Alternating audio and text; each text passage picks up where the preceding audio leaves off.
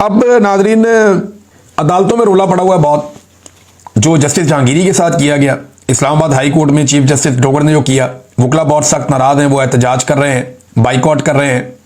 वहां बड़ी सख्त तकारीर हुई, बहुत सारे वकील रहनुमा बोले, नौजवान वकला में बहुत ज्यादा गुस्सा है। अब मारूम बलोच की तरह ईमान मदारी को भी जेल में डालने की धमकियां दी जा रही हैं और बाकायदा सोशल मीडिया पे धमकियां दिलवाई जा रही हैं।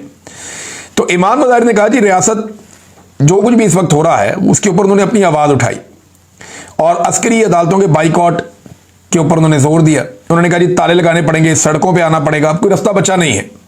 ये कोई थानेदार या बदमाश है कि मैं पकड़ लूंगा? ये उन्होंने बात उठाई दोबारा। Chief marshal law administrator justice Dogar, ये जनाब उनका जो करैक्टर है उसको ऐसे पोर्ट्रे किया। ईमान मदारी साहबा ने बहुत दलेर खातून है और हक के लिए खड़ी है, जैसे मारंग बलोच खड़ी है। तो जिस तरह मारंग बलोच को धमकियां दी जाती हैं, वैसे ही अब या उन्हें गिरफ्तार किया गया, वैसे ही अब ईमान मदारी को भी गिरफ्तारी की धमकियां दी जा रही है। लेकिन एक बात याद रखिएगा, रियासत जो गिरे इस वक्त अपने हाथों से लगा रही है ना, ये दांतों से भी नहीं खुलनी बाद में। जो ये हरकतें कर रही है, ये दाग इनके ऊपर लगे रहेंगे, ये साफ नहीं होंगे जब तक कि ये जो मुजरिम है इस वक्त एस्टेब्लिशमेंट में, ये सारे कटहरे में नहीं आते, तब तक ये दाग नहीं धुलने वाले।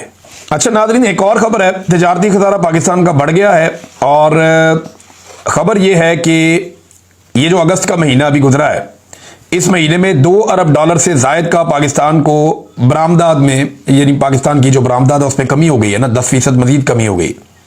तो हमारा जो तजारती खसारा है वो $2 अरब से जायद हो गया अगस्त के महीने में। तो SIFC किधर है? सफेद हाथी है, कोई टके का काम नहीं किया। ना पाकिस्तान में सरमायाकारी आ रही है, ना हमारी एक्सपोर्ट्स के अंदर इजाफा हो रहा है, ना हमारी सयाहत बेहतर हो रही है, ना हमारा अमन व अमान बेहतर हो रहा है। हम सिर्फ अपने घर का सामान बेच रहे हैं, हम सिर्फ अपनी मादनियात बेच रहे हैं, हम अपने घर में पड़ी हुई कीमती चीजें, अपने जेवरात जो है वो उठाकर बेच रहे हैं कि किसी तरह अगले वक्त का खाना हम खा लें। ये हमारी एस्टेब्लिशमेंट और हुकूमत हमारे साथ कर रही है। कोई डेवलपमेंट पाकिस्तान में नहीं हो रही। ये स्टेट में मैं आपको बता रहा हूं कि कोई किसी किस्म की डेवलपमेंट नहीं हो रही। और जिन तोहफों को लाकर मुसल्लत किया है, उनकी बातें आप सुने तो बंदा कानों को हाथ लगाता है।